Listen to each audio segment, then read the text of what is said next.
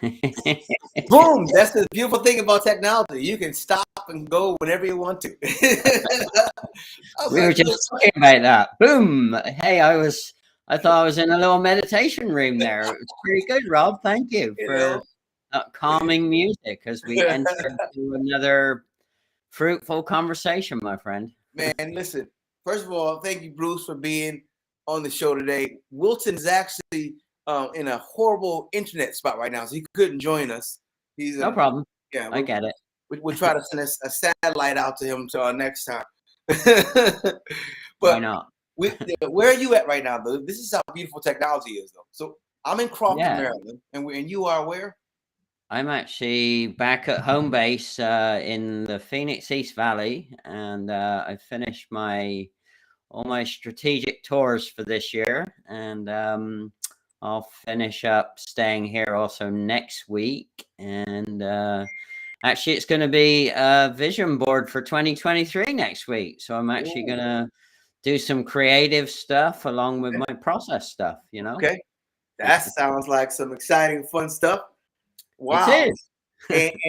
And ladies and gentlemen, thank you for tuning in and watching wherever you are, YouTube, LinkedIn, replay. As a matter of fact, this is the RPA show, and we never know who's coming from where and where they're watching from. Please, if you in the comments, put where you are, where you're located, and then let me know if this is the replay or live. We got a great guest today, Bruce, the guy in the blue shirt. If you've been on LinkedIn, you'll see his content. I mean, it's the guy who always has this hashtag simpler, faster, better everywhere. It's like, and then you wonder, what is simpler, faster, and better? Well, you know, on this RPA show, Wilton and I, our goal is to figure out simpler, faster, better, and then get the experts to come on and talk about it, right? Mm-hmm. And then hopefully the audience and the onlookers, they can take action. So, Sure. Bruce, this is going to be a great show. I thank you again for being on here. And, first, so this is Bruce's second time. This is our second conversation, by the way. It's not our first rodeo here, okay? But, when it comes to process improvement, Bruce, there's nothing more important to a business. There's nothing more important to your life, really. But we're talking business today. Everything we talk about in business, ladies and gentlemen, there's a parallel to life. Just want you to know, there's a parallel somewhere. But process improvement. Absolutely. So I see Lisa, Dimitri. So if I mess up somebody's name, then I apologize because that's not simpler, faster, better. But so a little bit of context. So simpler, faster, better are three easy words, but interesting enough, pretty difficult to implement. And my method has been homegrown over almost, I counted up how many decades I've been doing projects or process improvement for, and it's now almost the big 50, Rob. So getting up there, man, like half a century of doing this stuff. And so my methodology is homegrown, and part of the context of why I like simpler, faster, better, and also why I like to hang everything off of that umbrella, as it were, is that a lot of people don't understand complicated acronyms, and they don't understand a lot of the mojo that's out there, the latest and the greatest. So part of my quest, particularly when I worked in the service business, which is a little bit different than the operational sectors, is they're not so familiar with the common acronyms that are used around process improvement. So again, contextually, simpler, faster, better was easy for them, but it's not easy to implement. So let me break it up a little bit. So it's also a misnomer as well, because simpler, faster, better. Some people, because faster is right in the middle, they tend to focus on that and they say, well, Bruce, if we go faster, we're going to mess up our quality. Or if we go faster, we're going to cut corners. Or if we go faster, we're going to miss something.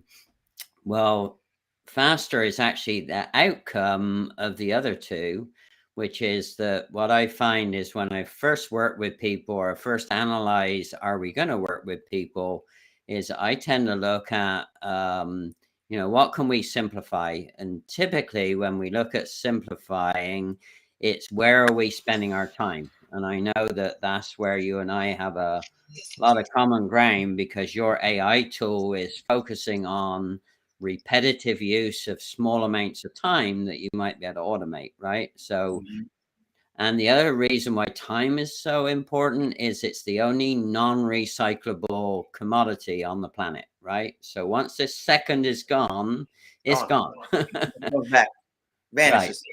Yeah. So what I get people to do is think about simplifying first, and then once you've simplified something, how good or what's the best or how can we make that better? And if it's an existing process, then as you know, with your AI and automation, existing processes can be tough because there are habits that get formed. And there are preferences that get formed around people's habits and yada, yada, yada, right? So, Right. so if you simplify and then make what you've got better, whether it's a new process or an existing process, Right. you will automatically go faster. Mm-hmm. You cannot fail to go faster if you simplify and do things better. There's something And about that. I think it's something in the simplification of it's the complexity that slows things up. If you think about it, it's the yes, complexity. and right, and get things discombobulated, as I call, or hosed up or messed up, whichever term you want. But Right. so it's in the discombobulation arena that another context to why I love simpler, faster, better, and why I've been doing it for so long is I was brought up in a very chaotic environment. So part of my survival skills in that chaotic environment was that I didn't like discombobulation. I didn't like chaos. So I always used to levitate or gravitate towards, how can I make this complicated situation simpler? And so that's where it started way, way back as a kid. And recent or earlier this year in May, I was back in the UK and I did some walkabouts, as I call them. And I went way, way back to my roots. And it was funny because when I did that, there were all these stories that I'd forgotten about, the things that used to confuse my brain or confuse my lifestyle or the chaos that was created by others. And so it was very refreshing to go back and really dig into why my brain doesn't like discombobulation and why I'm very passionate about simplification. So Yeah. I'm with you on that. I'm passionate about simplification. Okay. I know you are. 100%. I've always been this way, and some folks used to identify that as laziness, and I identify it as a way of lack of waste, and that waste is my time.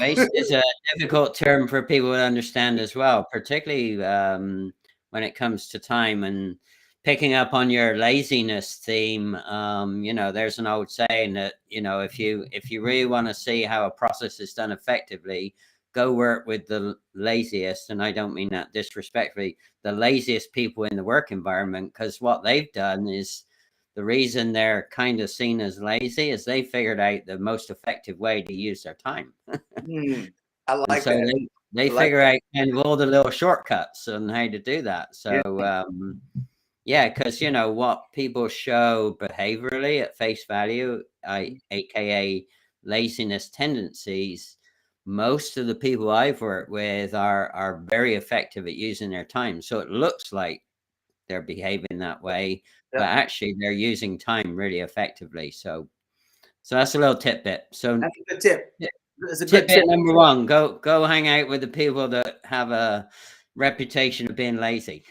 Right, because they're going to show you the hacks on how to get things done faster. They're going to show you all the tips and tricks and all the hacks of how they figured out that, hey, time is not recyclable, and I'm going to use my time to my best ability, and that's what they do. I love it. I love it. It's a good nugget, and we always have different types of people who watch this. You have your CEOs, you have your directors, you have your entrepreneurs, you have your business leaders. This information is valid for everyone. Yeah, sure. And that's why I love kind of dialogues. Hey, Lisa, Dimitri, Gracie, happy holidays to you too. Thank you for tuning in. Thank you, everyone, wherever you are. This Yeah, is the RPA Show. We have Bruce, the guy in the blue shirt. He's a process improved master. And if you want to get things done simpler, faster, and better, you'll be happy in the outcome. Okay? Look like absolutely. look what Lisa say. Look Yeah. at it. That's funny. Look at the lazy. Yeah. Yeah. Lazy. It can fool you. It can fool you, Lisa. Hey, Gracie, thanks for joining. And actually, what a great example. I met Gracie back in 2019, and Gracie is actually the person that gave me my final twist to my brand, which is, I've always had this electric blue as my brand color from 2019 and 2009. I mean, when Dee Dee Leahy in Dallas, Texas gave it to me. And then Gracie, 10 years later, 2019, I was working with her first as a participant and then a volunteer in LinkedIn local in-person meetings in the Los Angeles area. And Gracie just said a few times, hey, go ask that guy in the blue shirt. And one day after her event that she hosted in Pasadena, we were chatting at the end of the event. And I just said to her, you know what, that's sort of got a ring to it. And she said, why don't you add it to your LinkedIn profile? See what happens. So I did. Now That it's taken on this whole life of its own. This whole persona of the guy in the blue shirt has is come brilliant. to life. Bruce, it's amazing. And it's a couple of things. It speaks to a couple of things. One, it speaks to the power of networking. You never Absolutely. know what kind of value, just by sharing time and space with someone, what kind of Yeah. value they're going to bring to your life. Because that's an amazing brand. Like to me, you have one of the most unique visual brands on LinkedIn. Well, When I thank you. see you, oh, okay, it sticks out, and Right. so Well, it's super important. Super important. Thank you, yeah. Gracie. Yeah, Tracy, yes, she did name me, and I'm forever grateful. And well, we spend time again. Time's not recyclable, Yeah. so we choose to spend time. And on one of my strategic tours, I got to actually sit down and have a nice coffee. And Gracie and I caught up in person again when I was in Southern California back in September. I did a pretty long 22-day road tour in my iCamper. So I want to go back to a couple of things you said about process. Yeah, I like to be known kind of at least inside of a customer or a client when I'm working with them as the process whiz. And Okay. the reason for that is that, people will say to me, Bruce, how do you know, or how do you figure out where to go? Like, it's almost like you got this magic wand of being able to go and look at the process in a very short period of time. You kind of always go to where our weak points are, or where our bottlenecks might be, or where we're stuck. And it comes down to experience. At the end of the day, I'm blessed, and I've worked hard as well to be able to expose myself not only to working in 6 different countries, but again, I try to do a count up. I lost count at around 40 different industry sectors that I've worked in. And that is a variety of being an employee, and a variety of being a contractor, a variety of being a supplier, and also a variety of being the client, right?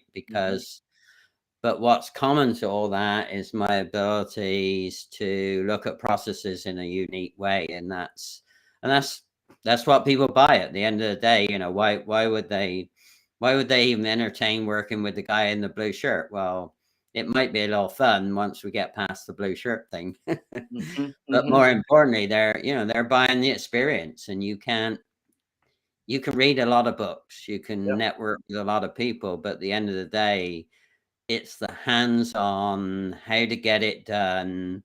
Let me show you if you need me to show you. Let me help you hands-on practically to do it if you're stuck. And any of those genres. Or I can just guide people, and if they have the smarts or the chops or both, and they can do it themselves. It doesn't Yep. matter. I'm flexible. As long as they go do it. As long as they go do it, that's Right. good. That's good.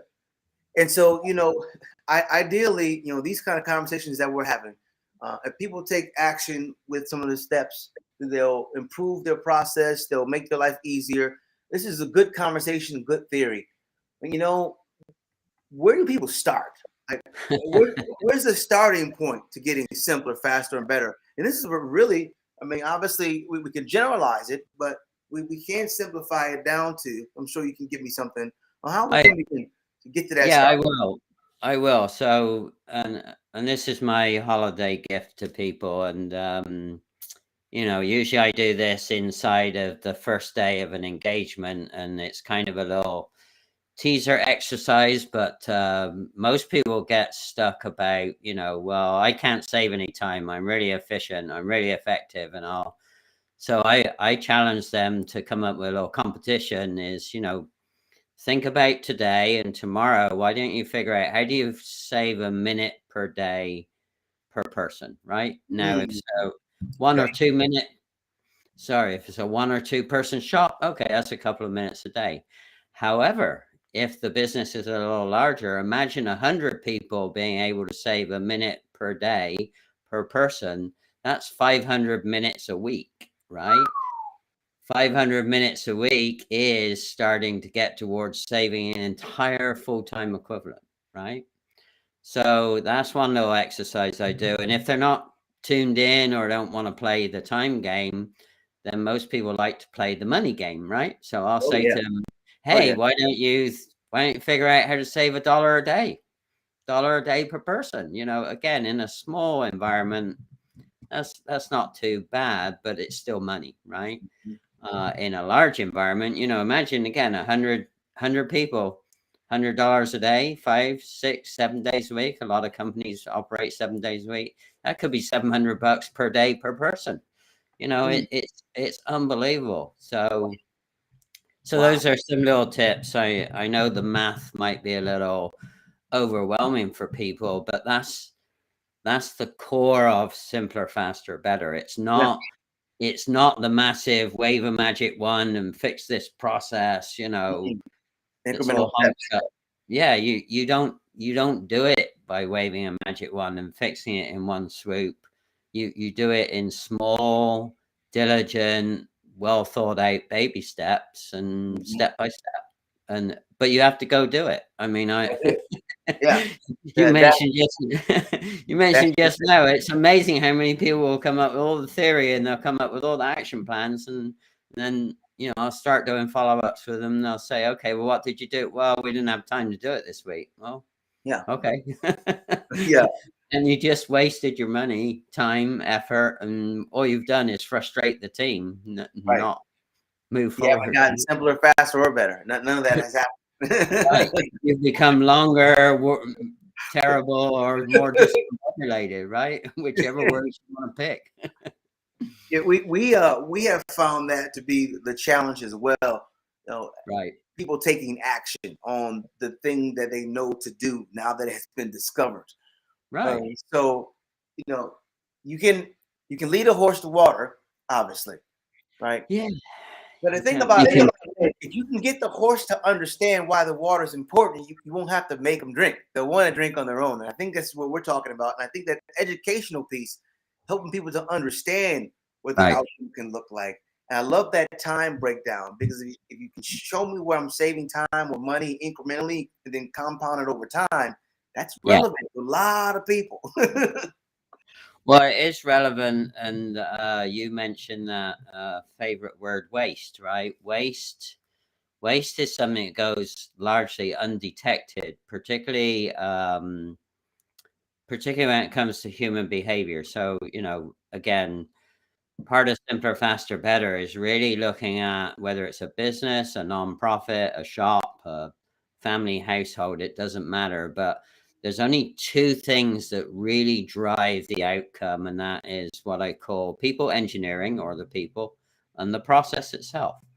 And what I find is 60 to 70% of the root causes behind why there is a reluctance to go forward is it's 60 to 70% people and 30 to 40% process. And what is even more intriguing to me is people are willing to spend all the time on the process, which is the less leveraged part of the improvement, and they don't want to spend the time on the people or spend the time on themselves to Mm, the people re-engineering, as I call it. So So that's why it gets tough for some people to take the action, because behaviorally they get very content and very familiar and very used to the existing processes. So, so when they're saying, "Well, Bruce, you mean I gotta change? I gotta change what I do?" Like, well, I'm not so sure about that, right? That's tough. Change is hard because Right. the brain creates models that It become does. very comfortable to follow because there's less energy that has to be spent. You have to spend more energy to create new models. I don't want to spend new energy, but if you start to think about the outcome, if we start to Right. think about the long-term goal, and we start Mhm. to think incrementally, I like that when you brought that up. You're making people understand this is an incremental stepping process here. All Right. right, compounded over time. That's Yeah. good. That's good. Well, the other thing that is, really curious about that is that people around familiarity and habits also form a, and this won't be popular for some people, but what I call a false sense of security, right? They like the secure predictability of their own process, even though deep down they know it might be discombobulated. Deep down they know it might be honked up. Deep down they know it might be causing issues for when they pass their work upstream or downstream from them.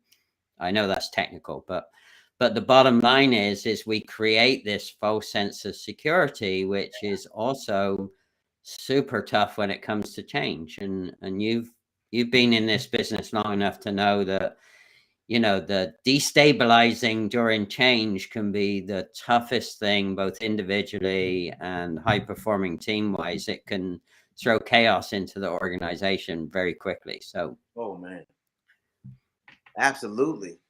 And then what do you do? and then what do you, well, and of course, a lot of people aren't bold enough to stay the course. So Yep. what happens is they flip back to what they know, which was the old process, and so that cycle of going back and doing things over is a typical causal effect of not really wanting to go after it. And Mm-hmm. and Mm-hmm. then the other little holiday tidbit, oh, here's a little holiday gift, is that the one thing I see most families, organizations, whatever you want to call them, is they don't do enough frequently what I call a guided lessons learned. And guided means that ideally it's guided by somebody that doesn't have a stake in the process or a stake in the outcome, Mm-hmm. but knows how to get people to realize, what are the lessons learned here? What's gone well, what's gone not so well, what shouldn't we do over again, and what should we do a lot more of, right? Yeah. And even with those 4 questions, if you just use those 4 questions, even once a month, do it on yourself, practice on yourself. Mm-hmm. Mm-hmm. and and I've just been trying to do that in the last couple of weeks because I've been predominantly off of travels in the last couple of weeks, and it's hard. It's hard for me to really admit, okay, Bruce, what's gone so well and what has gone really not good at all. That's a good And evaluation. yeah, and what am I prepared to do about it? And sometimes I don't want to change, and it's that simple. If you don't want to change, then no change equals no change. No change. And no change means no different. So get used to what you had before. Well, or slip back into the comfort of what Yeah. we had Yeah. before. But the other thing with that is that that's okay if you're in a totally insulated environment. However, as we know, life is not an insulated environment. Customers' needs are not an insulated environment. They keep changing.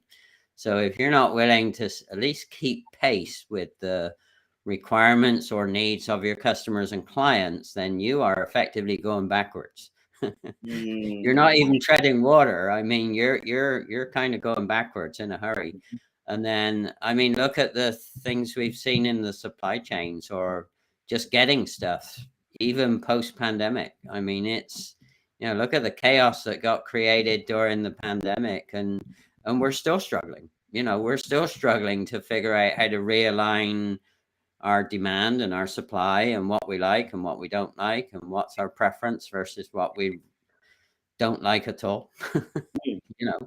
And it's, a couple of years, we've been in it, we've been practicing for a couple of years, and again, that goes back to the strength of the guided lessons learned. If there's one thing I can always encourage people to do, which is hard but very, very worthwhile, is sit down, stand up, walk around. It doesn't matter how you do it, but do guided lessons learned, and then stop doing the stuff that doesn't work and start doing more of the stuff that works.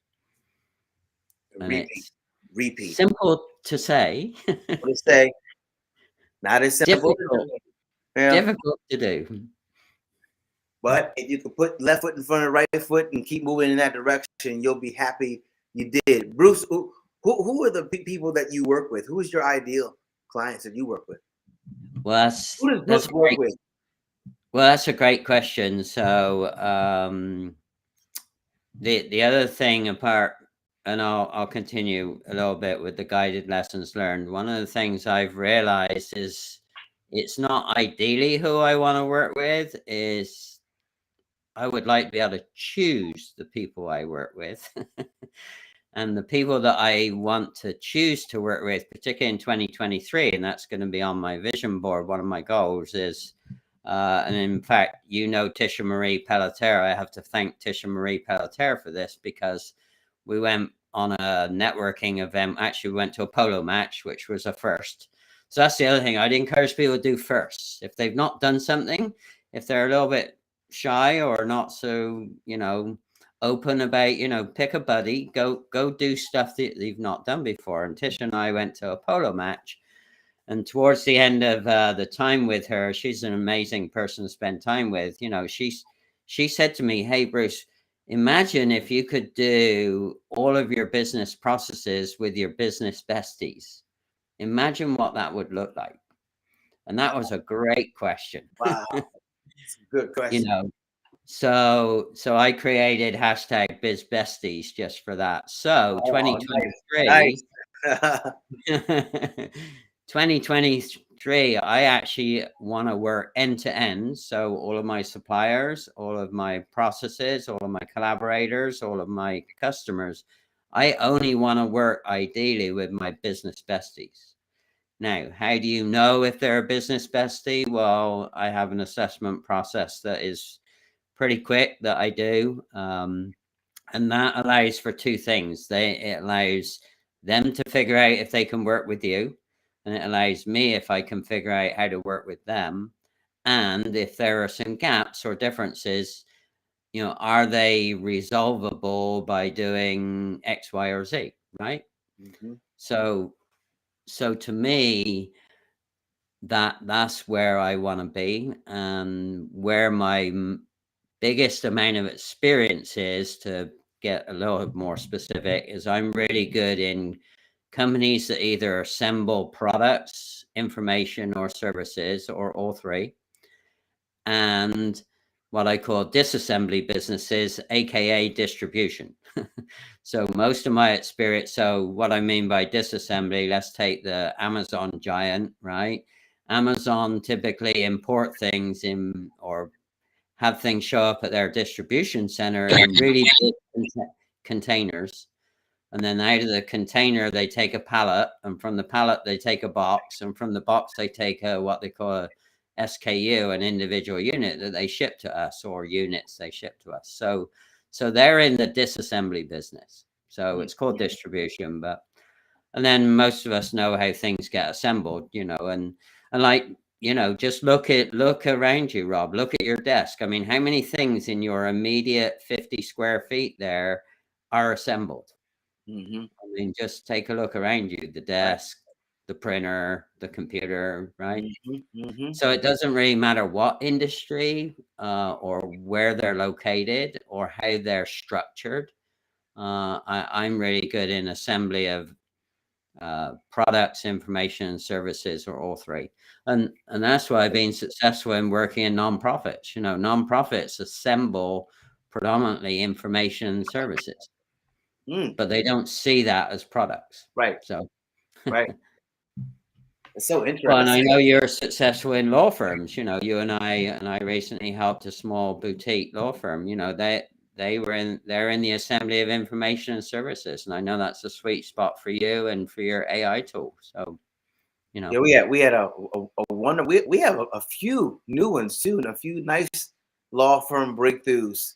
Like right, it's a beautiful thing when someone is spending 10 hours a week doing something, and then they're no longer doing it at all. And now right, there's an AI tool doing it in 4 minutes. And now that person who was spending 10 hours of doing absolutely ridiculous, redundant work, now they're right. off doing something more creative, spending their time, adding more value to themselves and the company. And this happens through AI, and it also happens through process improvement. That same kind of Yeah, reallocating of time, right? Because when right. you go in and you ask the question, and I love the way you ask that, what? How could you save a minute here? How could you save of just a minute, 1 minute? How could we save a minute? Oh, that gets us thinking. That's the same kind Yeah. of approach that we take. I love that, Bruce. Let's hit him. Give me your best piece of business advice. All right, give me your best piece of business advice. I would say, and this is based upon. So I had the pleasure of working in Hermosillo, Mexico, last month, and it was a company that had been through a lot of transition and a lot of ownership changes. So there was a lot of chaos. And what was interesting there is that it was a little not awkward. It was a little stressful. The conversations were a little stressful to begin with, and they didn't know, why I was there with another guy, and we didn't really know what they were trying to do. So I would say, based on that and what we had to do, being very honest and having a very open communication structure is probably the best piece of business advice I could get you. Now, nobody likes to air their dirty laundry. Nobody likes to admit that, maybe their processes are not as up together as they would like them to be. But the quicker you can be open and communicate honestly and very frankly about what your status is, then the quicker it is to understand, okay, we're here. So it's like planning a vacation. If I go to the Phoenix Sky Harbor Airport, I know I'm here. If I want to fly to New Jersey, then that's one set of plans. But if I don't know where I am, imagine I'm actually not in Phoenix, I'm actually in LAX, then getting to New Jersey is different, right? It's a different plan. So a lot of people don't fully understand that reality of being open and very honest about their communication and where are they now is foundational to being able to figure out where do they need to go to achieve X, Y, and Z, or where do they need to go and how are they going to get there to satisfy this new customer or this new product or this new client or whatever the satisfaction need is. You've got to know where you are. If you don't know where you are, it's really tough to plan where you need to be. That's good. That's good. If you do not know where you are, you definitely don't know where you're going. Somebody said if you don't, if you don't know where you're going, any road will get you there. It's like, well, the problem is all the variation, and that's where variation creeps in, right? A lot of variation creeps in because there's no clarity about either where you are or where you're going or both. And if the natural state of any process is randomness. It's what they call entropy. And you can go look that up. I mean, if you, it's an amazing word, entropy. Go look up what entropy means, and look that word up. every single process will gravitate to entropy. It's the natural state, which is the state of chaotic disorder. Oh, that's good. And so what we do is we hone our skills and we use technology, people, and processes to, create randomness into order. And but you gotta know where you are to be able to create where you want to be. Say that one more time. You gotta know where you are to know where you want to be. That lines right up with Lisa's statement here. You got to be real with yourself. Absolutely. Okay. Oh, good job, Lisa. Thank you. Yes. That's how we're doing it. That's how we're doing it. How can people get in contact with you, Bruce? What's the best way to reach out to you? Primary platform is LinkedIn. Obviously, my hashtag that I use most of the time for business is hashtag simpler, faster, better. So if people don't know the power of a hashtag, just go to LinkedIn, put that search in, they'll find all the content that I post. My outcome is hashtag process cleanup. So I do process cleanups. Like the new shirt with my good friend JQ, Jacqueline Quinnett. She created my new shirts for me with end-to-end branding, so I thank her for that. They're really nice. They're nice cotton ones instead of, they're nice and soft. So I like soft cotton. Nice. Yeah, so LinkedIn or the guy in the blue shirt. I think I'm the only guy in the blue shirt on here. Yeah, you are. You are. Secondary platform is YouTube. If you're interested in looking at some of the places I've been or some of the people I've interviewed on my live streams, you can go to Bruce the Brit. It's my YouTube channel and go to the live tab. I only just noticed that recently, Rob. I don't know if you did, but they've added a live tab so that everything that's connected is now cataloged under a live tab on YouTube. So it's really cool because I've started sending that live tab to potential guests. Because when they say, well, what's it like to be a guest for you? And it's like, well, why don't you go look at what happens? It's beautiful. Yep. It's a great feature. Great. Yeah. And then direct message me here if you want. Yeah. I'm easy. Oh, and then my other little tip, my other simpler, faster, better tip, a lot of people don't know, is on your profile page. If you go to your contact info and press on contact info, there's an ability to set up a portfolio. So I've actually set up all my links to all of the places that I'm publicly available under my link tree of process cleanup. So that's a great way to do research on people. Go to their contact info tab, see if they've got a portfolio, and go look at their portfolio. Don't just jump into DM and ask them questions that are right there on their portfolio. Waste time doing that. Great tip. I love that. So as another pro tip, lots of nuggets. Hit the rewind button. YouTube, LinkedIn, wherever you are. This will be on replay. Bruce, he's on LinkedIn. Process improvement. We talk simpler, faster, better. Some nuggets were laid out there, but I call them nuggets. You can call them seeds. Seeds have the ability to grow once they are planted and cultivated. So to plant, you have to start taking action, and that is the cultivation process. Thank you, Dimitri, for dropping the RPA playbook. Get your free playbook. So think about automation is a big space. It is. So Wilton decided to come up with a playbook, X's and O's of automation. So it's free. It's down there in the comments. Get it, read it, really begin to understand the different elements of automation, in particularly, RPA is very big. Also, do not hesitate to reach out to us. Right. Yeah. The only dumb question is the one that does not get answered. Or asked. Does not get asked. It does not get answered because it does not get asked. And and John Maxwell said, to get the best answers, you got to ask the best questions. So that leads us to this. Reach out to us, get the insight that you need, because we do this. Do this meaning we love to help people do things, people and businesses do things simpler, faster, and better. Get more done in less time and more ease for your mind. Thank you for watching the RPA show. Bruce, you're my man. I appreciate you. All right, man. Until next time, guys. Happy holidays. Thank you. Happy holidays.